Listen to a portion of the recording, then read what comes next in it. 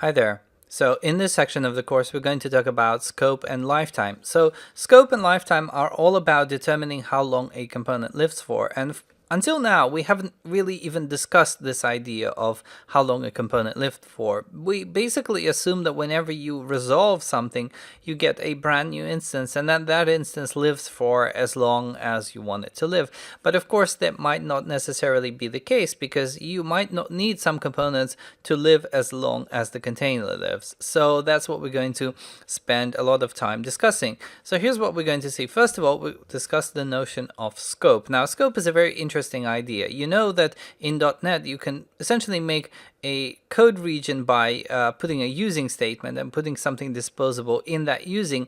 Well, in Artifact, this is the mechanism that's used to define lifetimes. It's used to determine how long a component can live for if you stick it in a scope. So that's one thing we're going to see. Then we'll talk about captive dependencies. This is essentially the idea that you may end up in situations where you have a long-lived component taking a dependency which is configured to be short-lived. So you have a dependency which is supposed to just be available when somebody needs it, kind of like, an instance per dependency kind of setup, but you end up holding onto it for far longer than is strictly necessary.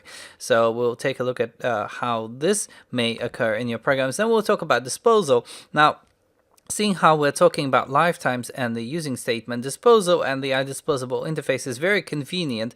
And the fact that you have the dependency injection container basically track everything is great, because then the DI container can sort of know when to dispose things and dispose them correctly. So we'll see how iDisposable and the dispose method gets invoked. Then we'll talk about lifetime events. This is all about event handling for situations which arise on the component's creation, for example. So you might want to handle the event that gets invoked when a component is no longer needed. So these sorts of things.